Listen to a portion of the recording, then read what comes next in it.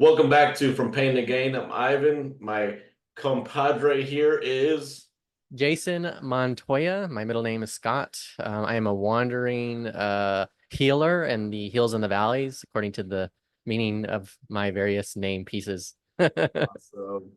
Well, welcome to the episode again. Back, bro. We're doing this series together.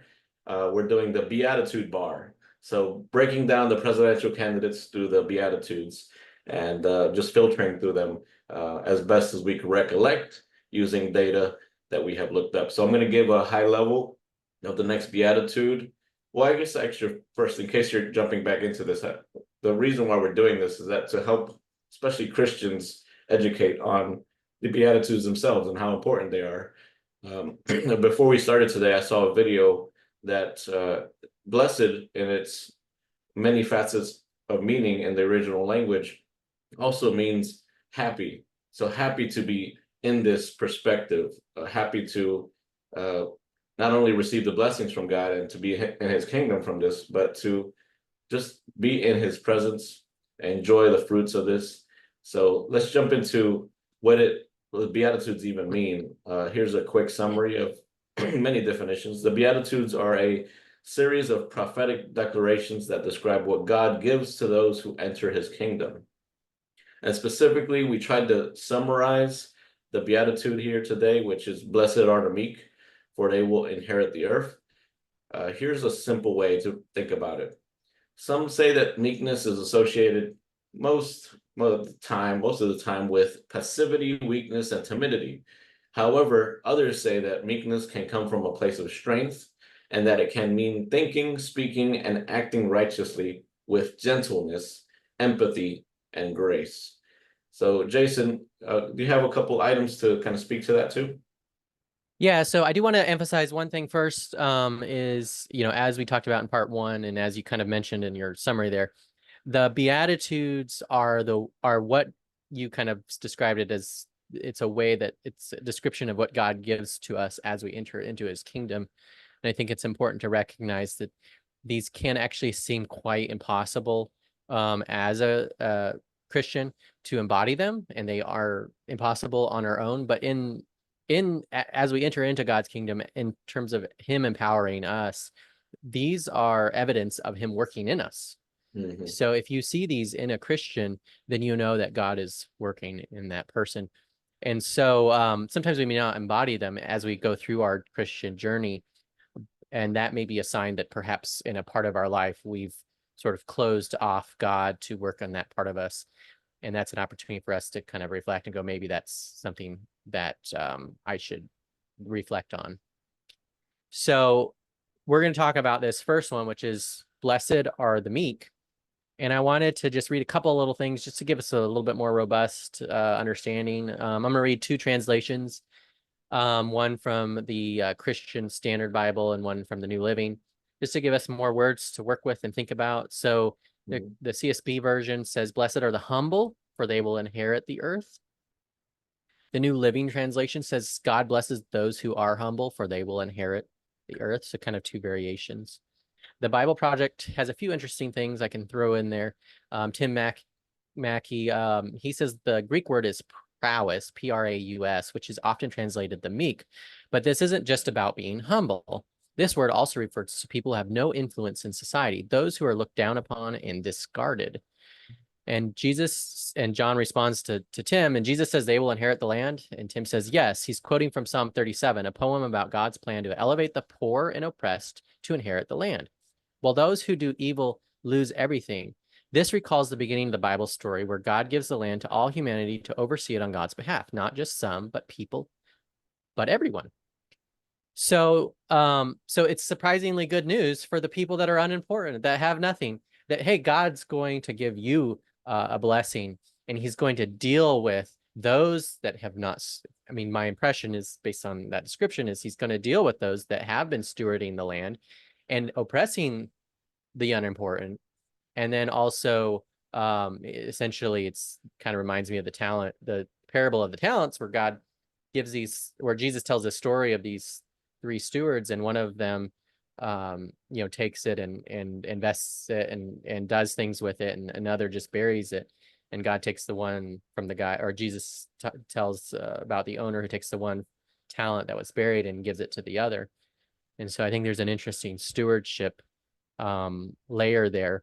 Yeah, The and let me word, jump yeah, in go ahead. here and Yeah. also share a practical way to think about this. So, in history, we all know that slavery existed, and Hmm.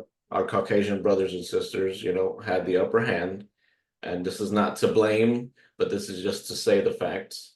And so, a simple way to look at that is currently we're still facing the ramifications of minorities being oppressed from those hundreds of years of slavery and the meaning of that, right? So, the essentially white people were in power for so long, and we could see that in the next couple decades they're actually going to slowly become the minority again. So there's going to be fear coming out of that. And I think there's a risk for resentment on the minority side that could be taken too far into sin. And that's where the importance of this meekness is so key, is to know, like, oh, and in the next few decades, I could seriously have, maybe just through population, some degree of retribution, but that's not the way of God. Yeah. Uh, And so as they hold on, and I think that's a big kind of theme in our society right now is holding on and letting go.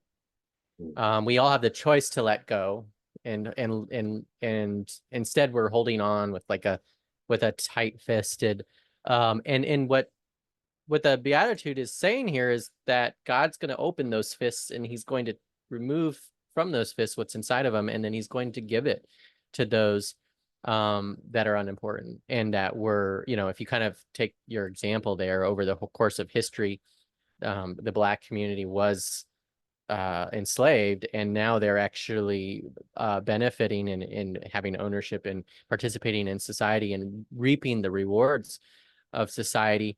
And so you could almost make that argument that God's beatitude here, blessed are the humble, for they shall inherit the earth. That part of the community is inheriting it in a physical stance, or in a material sense. So yeah, still not quite enough yet, but yeah, God will provide more justice work to the to oppressed. do. Yeah. Yeah, And that's part of it, is like sharing, right? Am I okay with sharing the blessings and the benefits with others? And I think that exposes in us kind of I don't know if it would be a greed or kind of a hoarding mindset, where we don't want to share. We want it all for ourselves. yeah, And we don't want to share it with this unimportant group, right? yeah. And I think also another related aspect is taking away decision making, which provides rebellion in people uh, yeah, through policy, through law. It actually makes the matters worse instead of trying to really address the heart, um, like a gradual progression of understanding, as opposed to it's this way and that's it, like Old Testament. Like there's gonna be consequences if you don't do this. yeah, yeah. So I think this meekness is a disposition that we have, or a posture, and and and and so that we can kind of think about what that looks like and how it plays out in the political context. I think one helpful word is, or, one helpful thing to kind of pull up is like, well, what's the opposite of meekness? And I think you're hitting on it there with which is oppressive and overbearing and assertive would be impatient. So pulling up some different But antonyms yeah, for this word meek. yeah, pride, arrogance, haughtiness, pompous,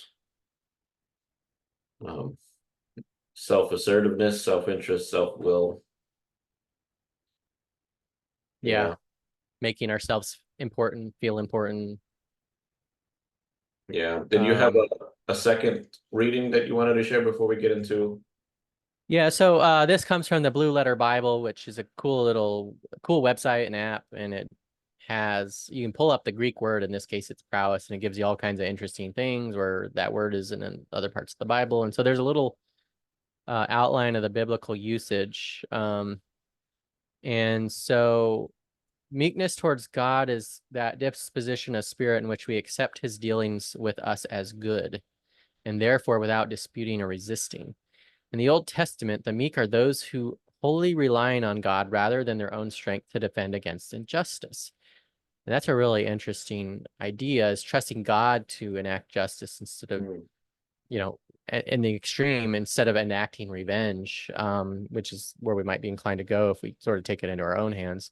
yeah. Thus, meekness towards evil people means knowing God is permitting the injuries they inflict, that he is using them to purify his followers, and he will deliver them in his time. Gentleness or meekness is the opposite to self-assertiveness and self-interest, like you mentioned. It stems from trusting God's goodness and control over the situation. The gentle person is not occupied with self at all. Interesting. This is a work of the Holy Spirit, not of the human will, which gets back to our other point of these Beatitudes being evidence of what God is doing in us versus something that we can strive for on our own without God's participation. So Yeah. that's the last thing I had. I think that one thing I will just say is that relying on God rather than our own strength to defend against injustice. And just to give a small little example of this, there have been, I'm a freelancer and I work with different clients, and there have been times where I haven't been paid, and it can be frustrating and angering. And and there are different ways to respond to that situation. And in several of the situations that I've had, I did that very thing, which was, all right, God, I'm going to trust you that you're my provider, and that this wasn't right, but I'm going to trust that you make it right. And there's one particular situation where I lost this client, and it didn't end well. And so, but within like a few weeks, another client that was better, paid me more, and treated me better came along. And so it wasn't Mhm. exactly the type of justice in the sense of that situation was resolved, but God worked through circumstances to provide for me in a way that an unconventional response to that situation, and him taking care of me. So trusting, I think, is a huge part of it, because when we don't trust God's going to handle things, then we start to take things into our own hands. And that if we take things into our own hands and operate outside of God's will, Mhm. then we're doing things without him, and that's where we begin to sin in our actions. So Yeah, there's two related biblical verses that this in. Um, 1 Corinthians 6, 7, to have lawsuits at all with one another is already a defeat for you. Why not yeah. rather suffer wrong? Why not rather be defrauded? Uh, but we know the context around that is that God has the ultimate best hand at justice. The hard Hmm. part for us as Americans, especially, is the timing around it. Yeah. We want it now. We want it like our McDonald's cheeseburger. Yep. And that's kind of a lust thing. I want it and I want it now, as Oswald Chambers mentions in one of his writings. Yeah. So Yeah. Lust applies to much more than just like a man wanting a woman. It's yeah, it food. It could be, underlying it is something yeah. more deeply rooted that can actually apply to all kinds of things. It's not just sexual in nature. Yeah. Yeah. Okay. I think that's a good baseline for understanding it, because this is a very complex, probably one of the top three most complex Beatitudes. If you even just go on Mm. a reading session, it's going to take all sorts of directions. Yeah. So let's jump in. How does this, I guess we could start with Kamala this time. Uh, how does this Meek beatitude apply to Kamala in your opinion? Yeah. Well, I think one of from what I've read is one of the parables that really resonates with Kamala Harris is the parable of the Good Samaritan. And so um and that's part of what drove her to, I guess, go into the her expertise in the legal field, and the types of work that she did.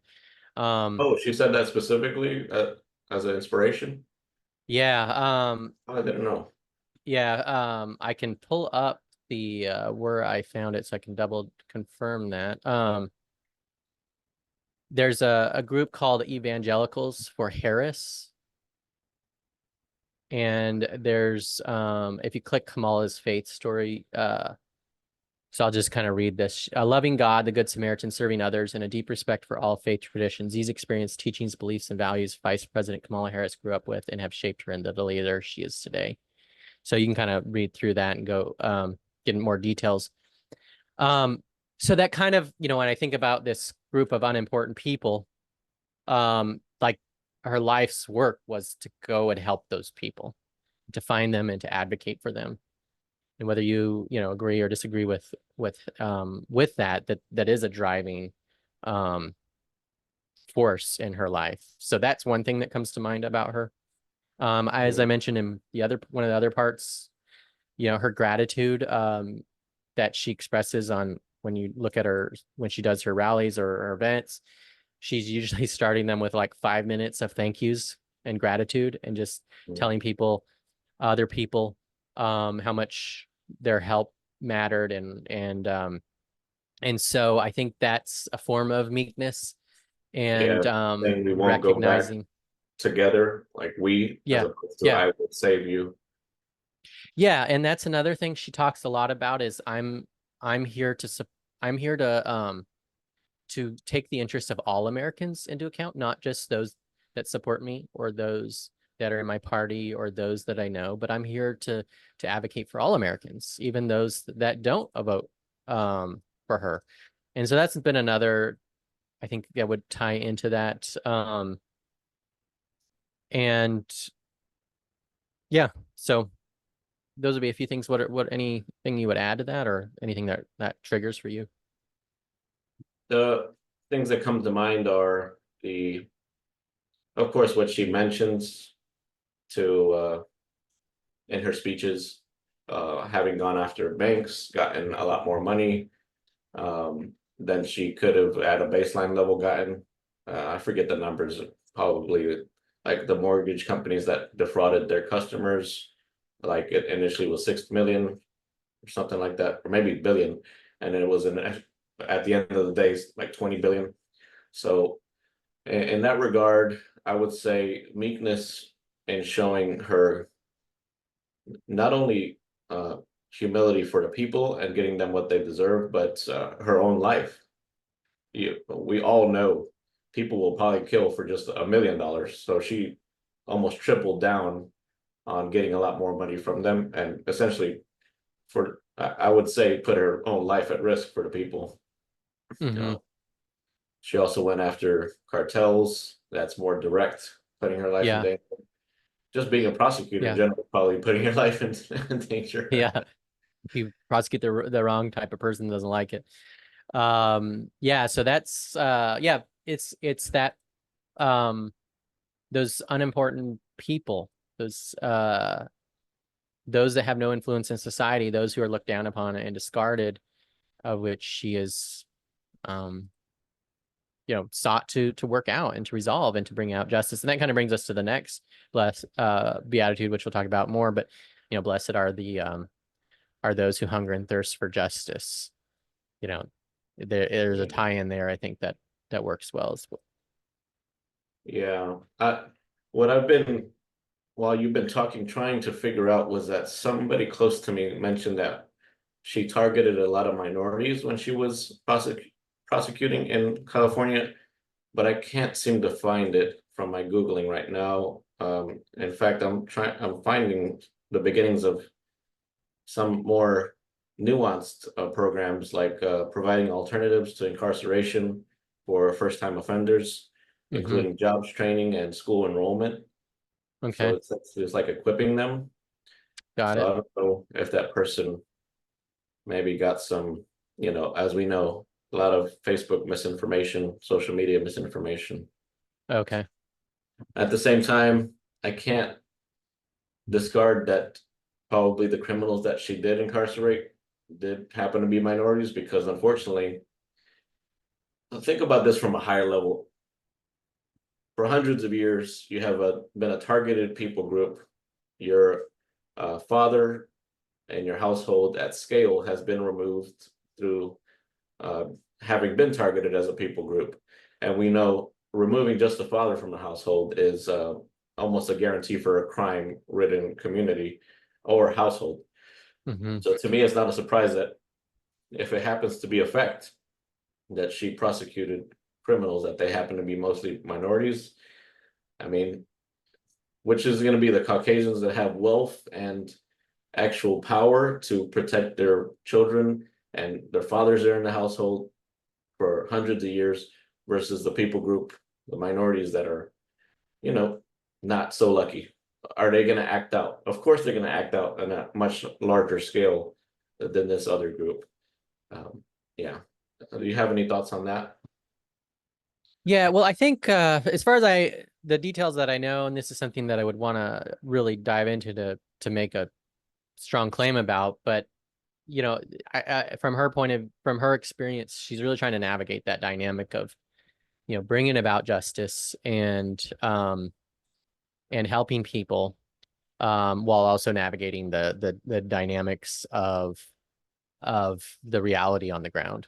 And so, I take an approach of sort of a redemptive society approach, which is however it's broken, it's how do we not just solve that immediate situation, but how do we actually, in a systematic way and at a societal level, update, change things so that if one prevents those types of things and those types of um, uh, that type of brokenness in the individual or in the society. And my impression is that's how she's approached her role. Um, Yeah. but you have to kind of take responsibility. The individual has to take responsibility, and the society has to take responsibility. We have to take it together, Yeah.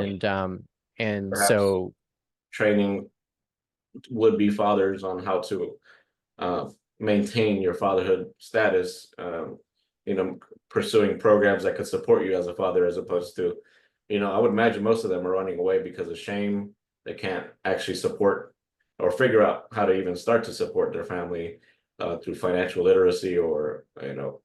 figure out how to, if you were in prison, figure out how to even get a job if you were in prison, because that's probably one Mhm. of the biggest reasons they can't even support their family. If they were targeted for, I don't know, 5 ounces of marijuana in their system in the 90s, well, that probably would have been a super high level crime back then.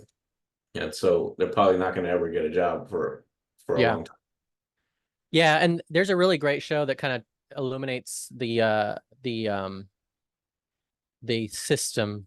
systematic problems in it's called The Wire, and it takes place in Baltimore, and it's these police and then these criminals, but they're all dealing with corruption within their different groups, and they have their different goals, and then they intersect, and it's sort of this continuing spiral of lawlessness downward, and the lawlessness isn't sometimes the criminals are the ones that are more righteous and truthful, and it's the law enforcement that are more corrupt and doing wrong actions. And so it just is an interesting show to kind of watch through and see a part of society that for me I never experienced that, and so I get to see that in a kind of a firsthand account through that show.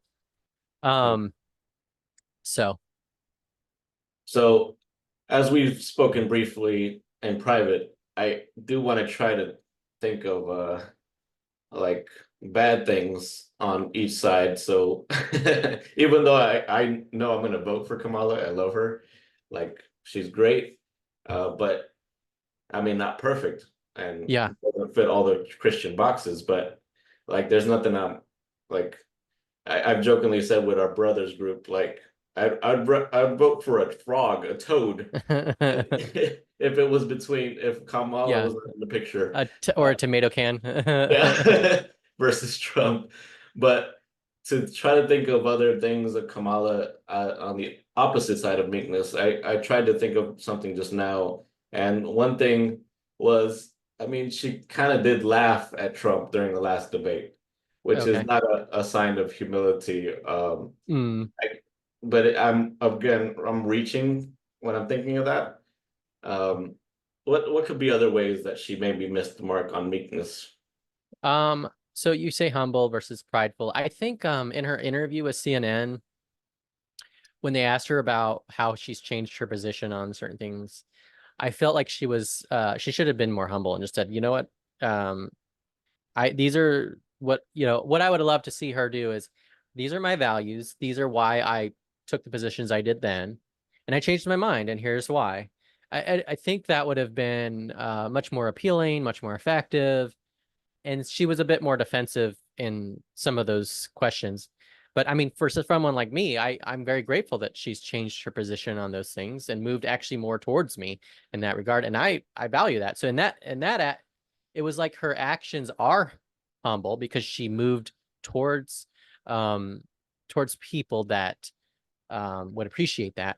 But in her reasoning of why she did that, she was more defensive, and I would have loved to see her be more humble in that example. Yeah. You know, there, I mean, to try to think of one more thing before I get into another point of Tim Waltz, I want to take us into a little bit of a detour, but um, this was a soundbite, which again was not very humble, but I think it was just great regardless. I think she mentioned something to Trump like, say it to my face. Yeah, yeah, yeah. Well, and I Like, think I think that's a good thing. Like that's a healthy thing. We shouldn't be when we have the opportunity to criticize someone, we should say it to their face or be willing to. yeah, And so I mean that I think that one um is actually is a healthy thing to do is like, hey, when we have conflicts with each other, we need to be direct instead of going circling around and spreading rumors and lies and stuff. So yeah. There's a value to confrontation too. So the detour I want to take us on, there's a lot of people concerned with Tim Waltz and his support of the transgender LGBT community. And I did some research on that. And it turns out he was passing laws that were essentially protecting them. Um, and even in a related note, I researched, man, this could be a whole episode, so I probably shouldn't even go into California. But it seems to be a protection measure. Now, I don't support kids making the decision. They don't have agency to do that. However, I do believe in the protection measure of kids. Like they shouldn't be targeted. And I think mhm, largely the courts will resolve the issue of the bathroom situation. I think to think that Trump or Kamala could figure that out would like supersede the court's decisions is just, I don't know, silly. It's not their even place to decide that.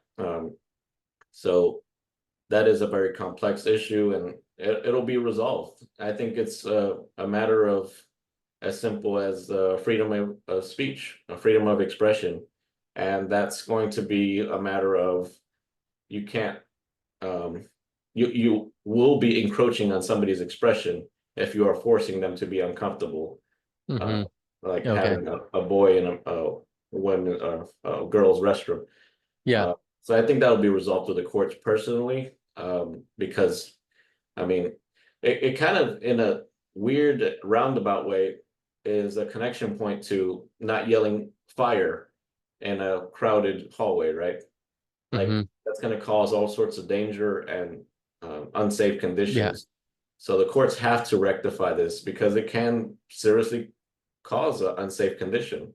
Let's say you have an elderly man in a girl's restroom. That's an unsafe condition. So they have to resolve that.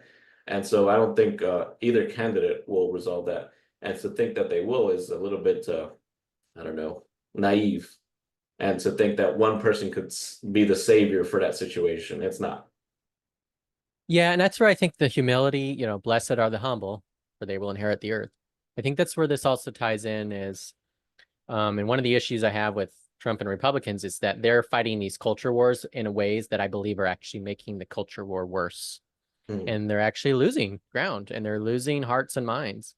Um, and so I think we have an opportunity to speak into this issue or any issue and to do so with humility and truth and insight and generosity. and share the concerns we have and make a difference. But the way when you do the opposite, when you are approaching this with arrogance and assertiveness and conceitedness and superiority, um, I think it makes this culture issue worse, and you lose the battle on the topic, and you essentially you abdicate or you absolve yourself of it to the other side. And um, I think you know, in if you kind of think of this as a cultural shift and influence, um, I think Republicans have lost it. But it's not that they don't have legitimate concerns that which to which you brought up in terms of security and safety and those things we should care about and we should bring them up. But a lot of the way they go about it, it just feels like it's shooting themselves in the foot. Yeah, I don't think it's a surprise that so many people are leaving the faith. I think it's the number two reason because the church is not having an effective way to address the LGBT community. Hmm. Um, Yeah, it's holding on instead of letting go, and it's being prideful instead of humble. yeah, And I using think if love, and it's being more hateful than loving. Yeah. yeah, and it could be even And that the could other vary part by to the that individual is in the group. Yeah. the other part is the gradualness, which I alluded to before. It's like a black and white. Like that's not how people and their emotions work. Like you gotta, hey, here's a step. Okay, here's another step. Like it doesn't. Yeah. It Well, brings to I mind. think I'll, Oh, yeah. oh, Well, go go ahead. ahead. Well, just you, Okay, it, okay, I'll jump in. yeah. Yeah, It I'll just brings to add it mind after. the fact that the majority of people in the LGBT community, statistics say that they have been abused as a child.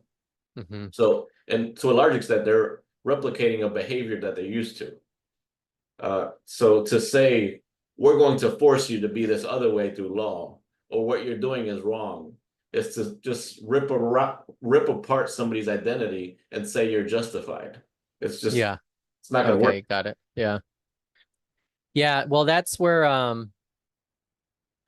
yeah, because I think that's that humility is recognizing, um, that I don't know everything. I'm incomplete, and I might need to learn some things before I make it just say something about this issue.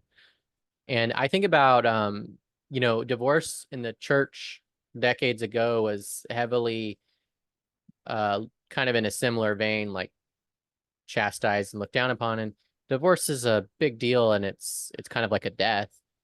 But um when churches started having congregants getting divorced, more and more divorces, they couldn't just be that black and white, well, divorce is bad, don't do it. They actually had a congregation of people that were in the middle of a divorce or close to a divorce, or they were divorced, and they had to have it. They had to actually contend with the emotional side of it, not just the intellectual or philosophical side. They actually had broken people. Mhm. And I think with this issue and a lot of issues, when we don't have firsthand experience with people in those communities or those groups, or um, you know, we just see it from a distance, and then we are, you know, critical from afar, but we lack that empathy or understanding to actually kind of be more complete in our assessment. Um, and so those are a few things that come to mind just in terms of humility.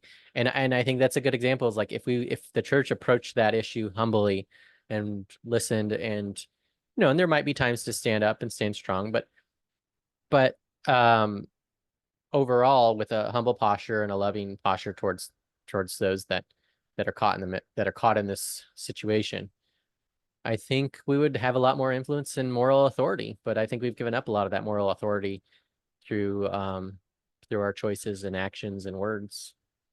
Yeah. And what better example than Jesus, right? He, for the most part, didn't say outright, you're wrong. Yeah.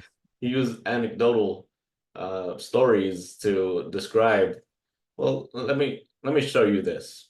Let me show you a perspective. Yeah. It's not, you're wrong, go Hmm. die. Yeah. Yeah. So um, I guess we could flip it around and then say, well, how does this apply to Trump, oh yeah. Donald Trump? So I mean, we've already kind of been indirectly talking about it. Like we all know he is all about himself. He believes he's the savior of the country. There is no other way around it.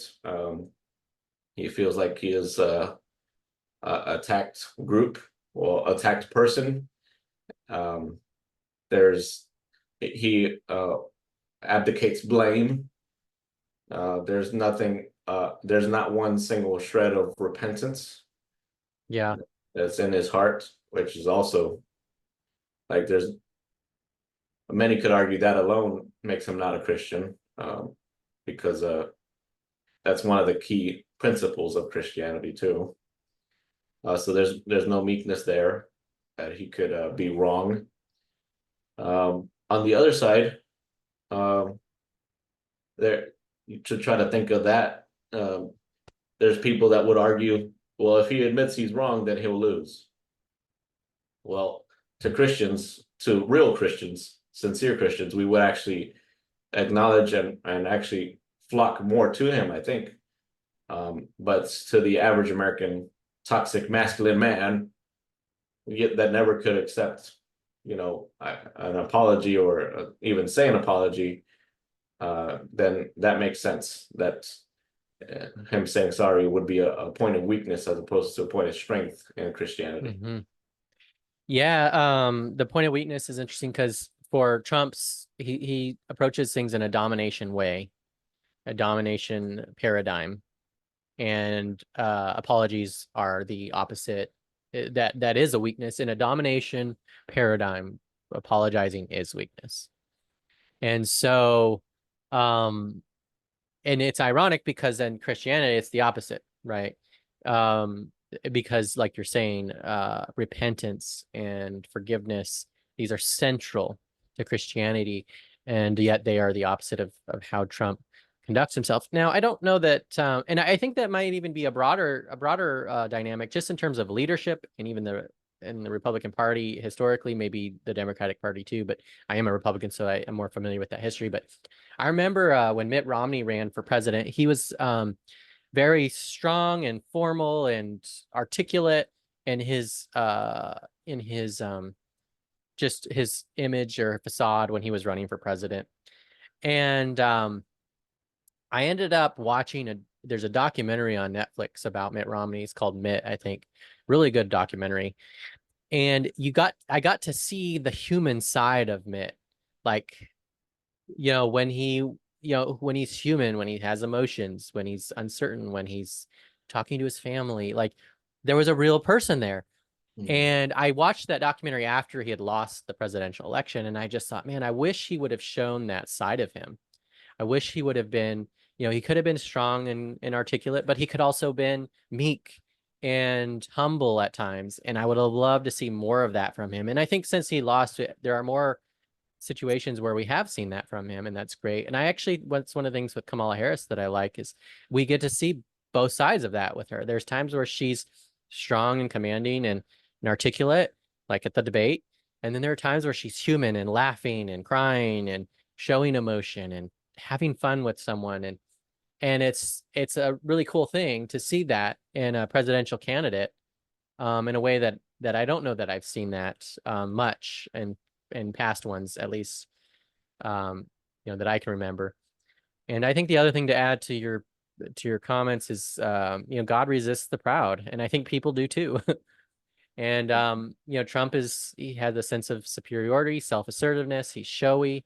If there's one beatitude, I can't even think of an example of that he's modeled in some way. It's probably this one. You know, it's just like we said, it's just the opposite of who he is. And I just did think of one thing to try to give him okay, a little bit of credit. A few years ago, I remember reading something about him in which he writes a letter to his child, each one of his children, every birthday. So I guess that's something to some degree of yeah, humility that he's stops his day to show his love for them. Uh, if only he could apply that in other regards. That, like you say, with yeah, Romney, that would be a great yeah. thing. I mean, just think of these Haitian immigrants that he's spread all these lies about. Like these are unimportant people that are just trying to make a way in their life, and he's making their lives miserable, and he's creating Yeah, just a nightmare for this community. yeah, bomb threat And also. So lack of safety now too, mhm. and they keep And on reiterating and repeating yeah, instead of stopping the damage. and the ironic thing is that Trump, in many ways, with the movement that he leads and this people that are most adamant, they, I think for some of them, they do feel, like second fiddle to immigrants and to other minority groups, and that they're sort of losing their status in society, Yeah, and that they are unimportant, that they're alienated by the political elites in our leadership in our society. And so Trump is advocating for that group, but the irony is that instead of approaching it with humility and saying, hey, immigrants, we're like you, like we understand what it means to be alienated and ignored. And instead of loving and supporting them, they're actually just pushing them down so that they can step up on top of them in mhm. a hierarchy standpoint, which is tragic because it could have been the other way. It could have been them going, you know what, we feel like the immigrants, whether they're legal or illegal, or just the lowest status groups, like Jesus literally left the highest status and went to the very bottom. And that was an opportunity for Christian Republicans to do the same, and they chose not to do that by far in volume. So there are many examples that obviously did that. Um, Yeah. but as a large group, that was not something they embraced. That's a great point because it makes me think of there is a subconscious element to this that of the superiority having been in place for so long that Yeah, anything opposite is unnatural, is impossible. And so if you have this perspective, I strongly petition you as a Christian to rethink it and try to be more aware of it. I'll yeah. give you a simple example. My wife has been the subject of many racial events, racism events. One that comes to mind is that she was hit by this like college girl when she was in college, a white girl, and she called her father, which happened to be the sheriff. Mm. Oh, I should have specified hit by her car, not Oh, literally. okay. Like, No, yeah. So she was hit by her car. It was very clear, rear bumper smashed in. And the father came along, the sheriff, and a white guy, of course, was like, "How could you do this to my little girl? Like, you're clearly in the wrong for this." And we all know if you hit somebody in the rear bumper, it's because you were going too fast, falling too close. There's no way around that. You're always going to be at fault. But nevertheless, this man, clearly having been subconsciously thinking, like, I am in a superior place. There's no way that my daughter or even I could be wrong. mm, I think we have a lot of that sad perspective going on right now in our culture too. yeah. Yeah, and that's the thing I keep telling people I talk with all the time is I could be wrong. I could be missing something. I could be wrong. I could be my perspective could be distorted. And so I invite anyone to correct me, to share with me um why I'm wrong, what I'm missing, and to bring that to me because I want to get it right. I value the truth and I want to get it right. And what I would ask of them is to do it responsibly, calling me names, or just telling me I'm I should believe this other thing instead. Like you have to actually understand where I'm coming from and then make your argument. Yeah, If you just and so if you demonstrate an argument to me that is different than what I'm having or that shows where mine is flawed, and man, I will eat that up and I will improve what I've put out there. But I know how incomplete and independent I am and on other people. And that's where accountability and community come into play and why it's so important for all of us. And so sometimes we can be confident and strong in our point of view, um, and be closed-minded, but we could also be yeah, strong and confident and be open-minded. And I really try to take that second approach. Um, Yeah. and embracing good faith conversations. I mean, when you're in a bad faith conversation, there's not a lot you can do. And I usually keep that door a little cracked open, a little more open than most people, because I always have that sort of faith and redemption that maybe this time that person that's always bad faith will become good faith. Um, so yeah. Yeah. It's amazing what people will maintain their loyalties to also because as we know, people religiously follow, for example, Fox News, who has literally lost $1 billion for lying and also lost a host, Tucker Carlson, for um, being a part of that. But I think what's even more interesting that is that Tucker Carlson called Trump a demonic force. And so he's still in this game of representing Trump and loving him clearly for only financial reasons, not because he sincerely believes it. There's evidence that he is, in his personal level, thinking that he's actually against Christianity. Yeah, there's a strong pull to the tribalism and the Trump spell that there are so many people that spoke out against him that talked about the dangers and his bad moral character and the people he exploited. And now I mean, his vice president is one of those examples. I mean, he literally called him um like Hitler. just Hitler, I think. Yeah, it was Yeah. called him a variety of things and just the dangers, and now he's his running mate. So I think there's a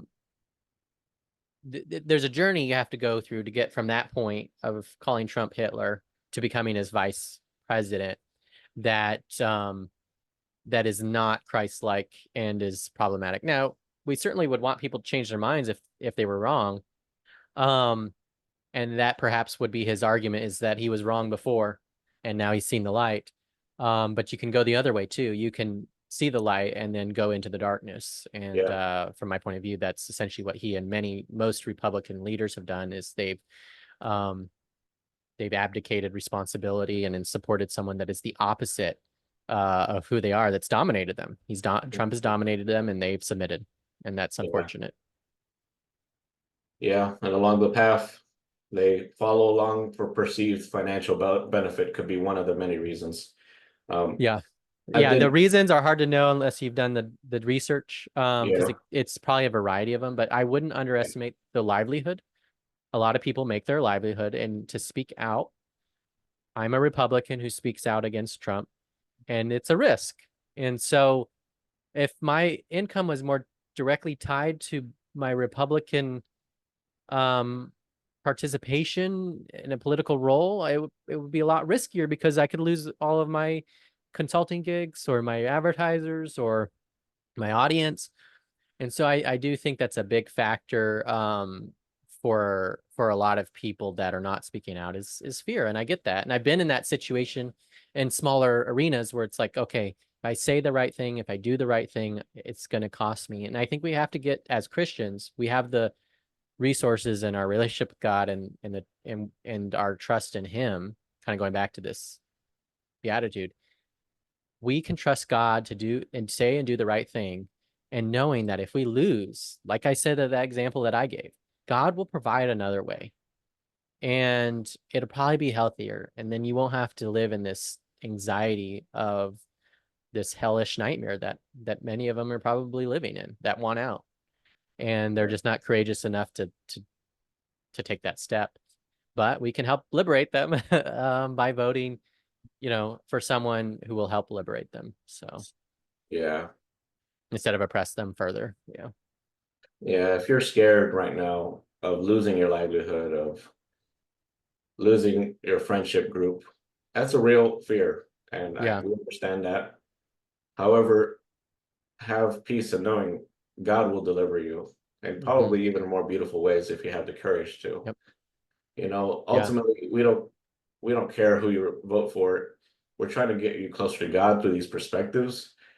We're trying to bring, equity to your decision making, as opposed to perhaps you have been one of those people that are just subject to hundreds of years of living a certain way.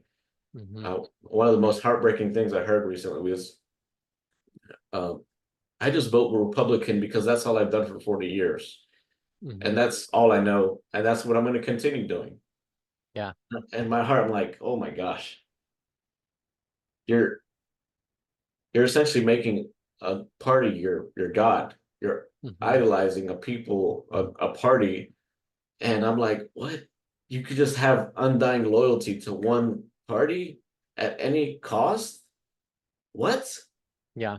And you're like in your mid 60s? Like, I would have thought you have more wisdom than that. Like, parties don't care about a Democrat, Republican, they don't care about any specific one. It's about as many people as we can get into this strategy. So it's just heartbreaking when I hear stuff like that because I know so many people are suffering too. Yeah. And Yeah. so And, many people yeah. have died to even earn your vote, to get to have a vote too, you know? Yeah. Yeah. And I think that's an opportunity for all of us is to become independent thinkers, and not to be sort of blindly loyal, carte blanche loyalty. That's kind of the in 2016, because when Trump came along, I didn't vote for him in 2016. That was my opportunity, that my choice to take that first step and go, okay, I've voted Republican my whole life, and now I'm going to step outside of that, and I'm going to make a different choice because this is the wrong thing for me and my family and my community and my country. And and I think that if enough people do that, we actually can get better and healthier leaders and candidates. But if we're going to vote for whoever, whatever scum comes in, what incentive do they have to change? And if we're going to vote for them, even if they do horrible, wretched things, what leverage do we have? So I'll vote for you, but you got to be this, this, and this. You got to reach this certain bar and standard, and then you get my vote. And that's going to incentive. If enough of us do that, it'll incentivize healthier politics, healthier leaders. Otherwise, we're just going to be used and abused by horrible people. Yeah, indeed, brother. I know we're a little over time. So 1 minute closing statement. Go ahead, Jason. I mean, that was kind of my closing statement. So I'll just throw it to Okay. you. You give yours, and then we'll wrap this one up. Okay, sounds good. Man, if you've been with me in person at any point, you know how much I care about people. It's so serious that people, it's foreign to them, sadly, at this point in society. For me to have this outpouring of love. I remember there were many times when I had a more close-knit group at my previous church, which I'm working on at my new church, that I would literally run and hug my brother from our weekly Bible study group because we had this beautiful relationships. And that brings some degree of humility, I guess, to tie it into meekness. That I'm like a little boy running up to my brother and hugging him like, dude, it's so good to see you. What you been up to this week? It's been great. I love hearing whatever you're going through, man, and I love hearing how you're growing. And it's becoming more and more foreign, unfortunately. Like if I did that today to somebody, they probably think I'm, in the LGBT world for some reason because it's just so foreign to have that degree of love. But don't let your outpouring of love be corrupted, by your humility to show how much you love somebody, Yeah, your wife, your spouse, your kids, and what you're willing to do to protect them too, yeah, including maybe coming out of your political group, maybe even just considering watching another clip from another news source as opposed to what you've been used to all the time. And this yeah, goes for Democrats too. Don't just only look at, for example, CNN. Look at, get a couple glances at what Fox News spouts too. Get a bigger picture. I heard of an app. You and I both have recently heard about the Ground News app. Let's go yeah, get more of an unbiased perspective on this stuff so that we know what's really going on instead of the usual status quo. yeah. All right. Any last words, bro, before I wrap up? No, I think we got to understand. We got to deeply embrace that we are incomplete and dependent on others, and Mhm. that includes our perspective and our politics, and we need each other. And so that is a place of humility. that I am not an independent creature that can do whatever I want without consequence to me or others, that I am a dependent and I am in need, both of God, but also of other people. And that includes our political rivals. We need those that we would want to villainize. We actually need them. And we both have different parts of the story that if we put those pieces together, we can get the full picture. Yeah. Awesome. Thanks for your time, Jason. Thanks to you for watching this. I'm sure it was a little bit uncomfortable having new perspectives, especially if you're not used to it. But thanks for having the courage to even watch this. Thanks for being awesome. Thanks for being God's child. We'll see you in the next Beatitude video. Goodbye.